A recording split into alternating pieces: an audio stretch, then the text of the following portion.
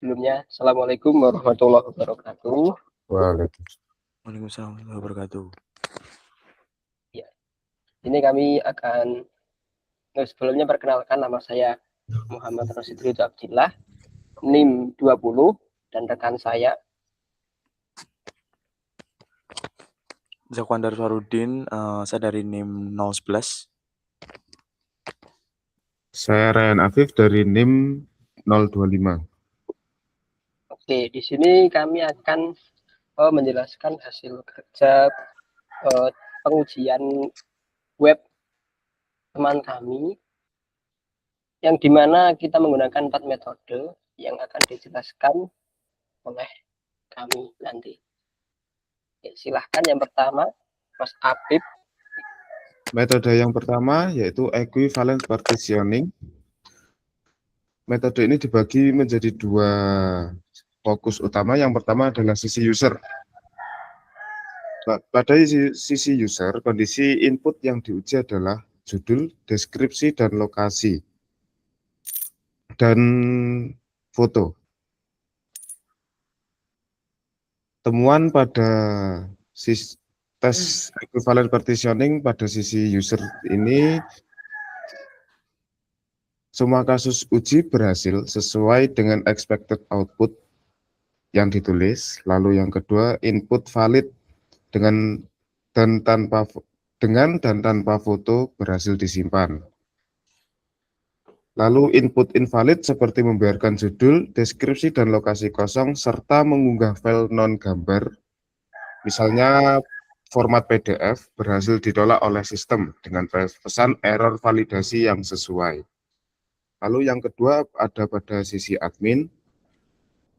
Pengujian sisi admin berfokus pada validasi status laporan yang diperbarui oleh admin. Kondisi input yang diuji adalah status laporan harus sesuai dengan nilai enum yang telah ditentukan dalam database, yaitu dilaporkan, diproses, atau selesai ditangani. Temuan pada pengujian di sisi admin, perubahan status menjadi diproses dan selesai ditangani berhasil mengubah data di database, namun perubahan status menghasilkan error teknis berkurang pada aktual output, yang dimana laporan .show tidak ditemukan. Error ini terjadi karena sistem gagal mengarahkan ke halaman detail laporan setelah status berhasil diperbarui. Selanjutnya akan dilanjutkan oleh teman saya di poin 2. Oke, berikutnya metode pengujian yang kedua yaitu boundary value analysis, yang dimana di sini ada dua pengujian, dua datang ya. Di sini ada dua pengujian di sisi user dan admin. Untuk di sisi user ada beberapa test case dan hasil uji juga, yang dimana keseluruhannya menunjukkan atau sesuai dengan output yang diharapkan, yaitu berhasil. Inti dari pengujian ini adalah menguji batas minimum seperti pengisian karakter dan batas maksimum. Kemudian ada di sisi admin. Di sini ada dua test case, yang dimana semuanya sesuai dengan output yang diharapkan.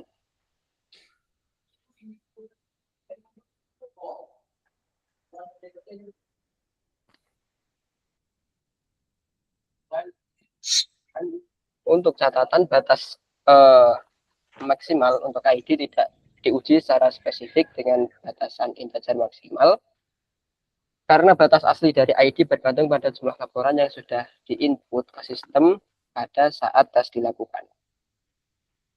Oke, kemudian untuk metode pengujian yang ketiga akan dilanjutkan oleh teman saya. Oke, untuk metode pengujian yang ketiga yaitu cause effect graphing atau tabel keputusan. Untuk tabel keputusan sendiri akan sedikit berbeda dari dua metode sebelumnya karena harus atau memerlukan sebuah tabel keputusan. Langsung saja.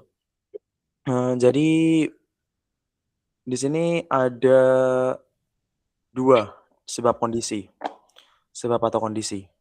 Yang pertama, kondisi di mana sistem memverifikasi apakah email yang dimasukkan oleh pengguna terdaftar di database. Lalu yang untuk kondisi kedua, kondisi di mana sistem meriksa apakah password yang dimasukkan cocok dengan email yang terdaftar tersebut. Nah, lalu ada identifikasi akibat.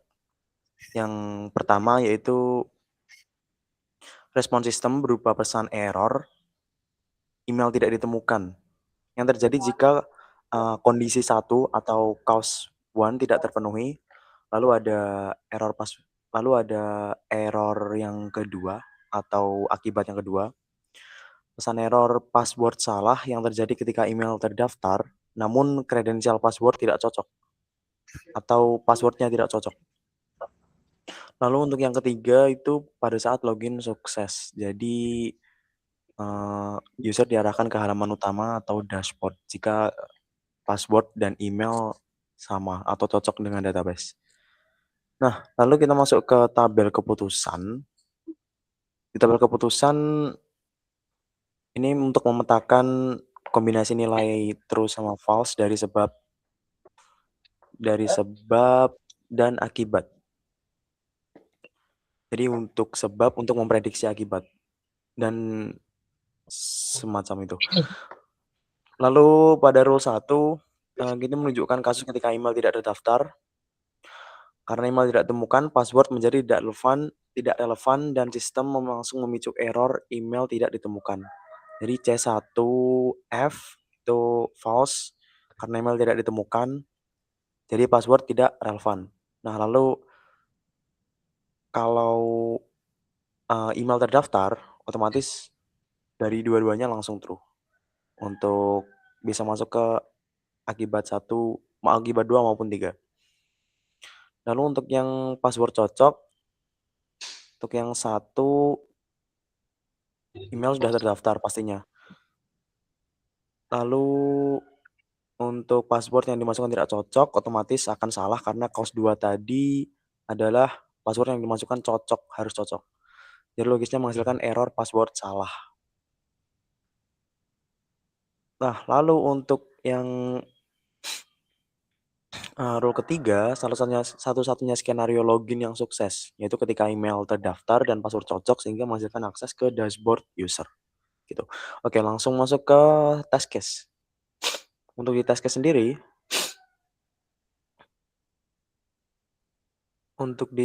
sebentar, ada error. Untuk di test case sendiri,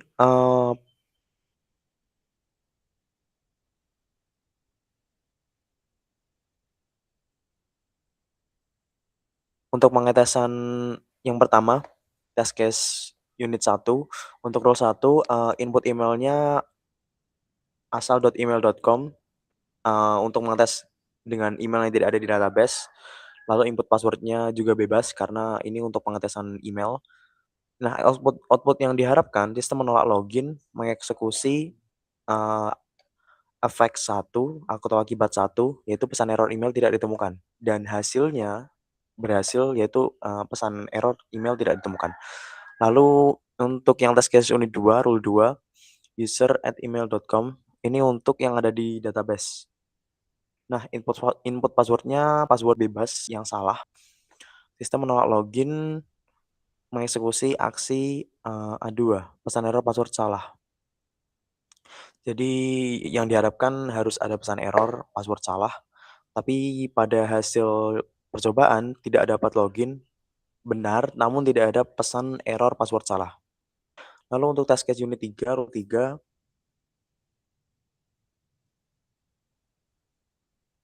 user@email.com yang ada di database, lalu password yang dimasukkan benar, sistem diharapkan menerima login lalu mengeksekusi A3, yaitu akses masuk diberikan langsung ke dashboard user dan berhasil.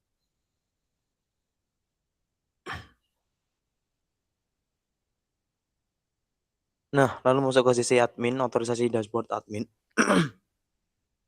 Karena ini sangat rahasia, jadi otorisasinya harus sangat ketat. Ada 2 kondisi, sebab kondisi. Yang pertama, sesi pengguna aktif pada saat sudah berhasil login, dan yang kedua, atribut role pada database untuk pengguna tersebut bernilai admin. Jadi, harus sudah berhasil login, dan yang kedua, atribut role-nya harus admin. Itu sebab dan kondisi. Lalu akibatnya atau aksi, A1 akses diblokir, redirect paksa ke halaman login. Jika atribut role-nya bukan admin. Atau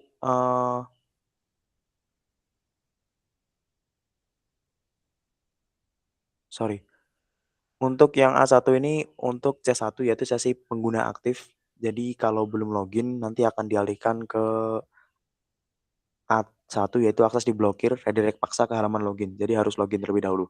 Lalu untuk A2 akses diblokir muncul peringatan unauthorized atau ditendang kembali ke dashboard user biasa karena tidak memiliki role admin. Lalu yang ketiga, ketika kedua sebab dan kondisi terpenuhi, maka akan dijalankan yaitu akses diizinkan dan halaman dashboard admin ditampilkan. Nah, ini untuk mapping tabel keputusannya. Yang pertama adalah C1 sudah login, dicek apakah admin atau bukan. Kalau belum login otomatis akan gagal pada step 1. Yang sisanya pasti true, soalnya kalau yang pertama berhasil, yang sisanya true. Lalu yang kedua role admin, ini otomatis pengecekannya nomor 1, yang cause 1 udah dicek, udah login, karena pengecekan role admin memerlukan login terlebih dahulu. Lalu yang redirect ke halaman login,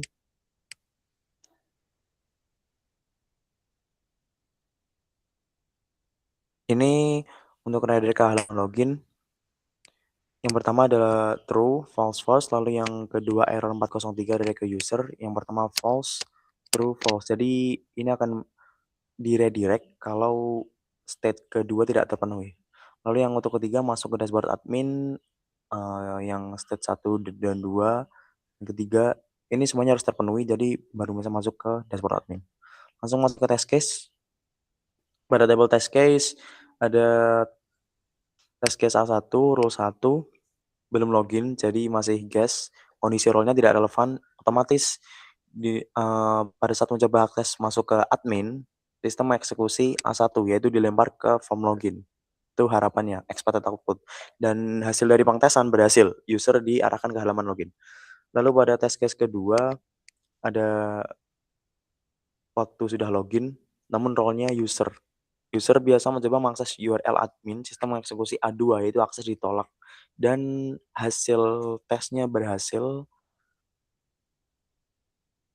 dan hasil tesnya berhasil, user dilempar ke dashboard user. Lalu ke test case ketiga, pada saat sudah login dan role-nya admin. Saat admin mengakses URL admin, sistem mengeksekusi A3, yaitu halaman admin berhasil dimuat dan hasil tesnya berhasil sesuai dengan hasil yang diharapkan. Nah, mungkin untuk state transition testing akan dilanjutkan oleh rekan saya. Oke, berikutnya yaitu state transition testing, yang dimana ini di sisi user. Dalam alur aplikasi laporan lingkungan, user dapat membuat laporan dan mengubahnya. Tapi modifikasi edit hanya diizinkan pada status tertentu. Di sini ada beberapa status. S0 0 itu belum ada, S1 dilaporkan dan S2 diproses. Kemudian ada event 1 yaitu user mengirim form buat laporan, kemudian user 2, user mengirim form edit laporan. Kemudian ada aturan transisi, user hanya bisa mengedit jika laporan masih berada pada tahap awal. Jika laporan sudah ditangani pihak berwenang atau S2, tombol akses edit akan dikunci. Kemudian lanjut ke tabel use case. Untuk test case yang pertama, status mulainya 0, kemudian inputnya atau kejadiannya submit laporan, Kemudian hasil yang diharapkan yaitu laporan berhasil disimpan ke database, status akhir S1 atau dilaporkan, kemudian keterangan transisi valid. Kemudian ada test case yang kedua, yaitu status mulainya S1 dilaporkan. Untuk kejadiannya yaitu submit edit laporan. Hasil yang diharapkan yaitu perubahan data, laporan berhasil disimpan. Untuk status akhir S1 atau dilaporkan dan keterangannya transisi valid. Dan ada test case yang ketiga, yaitu status mulainya, yaitu S2 atau diproses. Dan untuk input atau kejadiannya yaitu submit edit laporan. Dan hasil yang diharapkan sistem menolak perubahan dan menampilkan pesan error. Dan status akhir yaitu S2 atau diproses, keterangan transisi tidak valid. Untuk hasil tes yang pertama yaitu berhasil atau sesuai hasil yang diharapkan. Dan yang tes yang kedua yaitu error ketika membuka detail laporan. Dan untuk hasil tes yang ketiga, dengan memaksa URL, user berhasil masuk ke laman edit laporan untuk user, berhasil edit laporan meskipun proses sudah dalam status diproses. Namun ketika update laporan muncul error. Si admin akan dijelaskan oleh teman saya. Selanjutnya pada sisi admin, yang diuji pada sisi admin adalah penanganan dan perubahan status laporan dari user. Tugas utama admin adalah memperbarui status laporan secara linier atau maju seiring berjalannya penanganan di lapangan. Aturan transisi pada pengujian ini yaitu laporan bergerak maju. Jadi laporan yang sudah selesai tidak seharusnya bisa ditarik mundur menjadi diproses kembali oleh admin tanpa otorisasi khusus. Pada test case pertama dengan kode TCA1, status mulai yaitu dilaporkan. Input kejadiannya adalah ubah status ke diproses. Expected outputnya sistem menyimpan perubahan dan memunculkan notifikasi sukses. Status akhir adalah status berubah menjadi S2 atau diproses dengan keterangan transisi valid. Hasil pada test case pertama yaitu laporan berhasil berubah dengan tetapi muncul error yaitu tidak menemukan laporan titik show. Untuk test case kedua yaitu status mulainya adalah diproses, input kejadian diubah ke selesai. Expected outputnya sistem menyimpan perubahan dan memunculkan notifikasi sukses. Dengan status akhir selesai ditangani, yang memberikan hasil tes sama dengan test case pertama yaitu berhasil berubah tetapi diikuti dengan error. Untuk test case ketiga, status mulai adalah selesai ditangani, lalu input kejadiannya ubah ke diproses. Jadi mundur dari status laporan yang sedang diproses, yang sudah ditangani, mundur ke kejadian sedang diproses. Expected outputnya sistem menolak aksi dan menampilkan pesan laporan yang sudah selesai tidak dapat diubah kembali. Status akhirnya seharusnya tetap diselesai ditangani. Dengan keterangan transisi tidak valid, di hasil tes, admin berhasil mengubah laporan dari selesai ditangani menjadi diproses dengan tetap diikuti error, yaitu laporan titik show tidak ditemukan.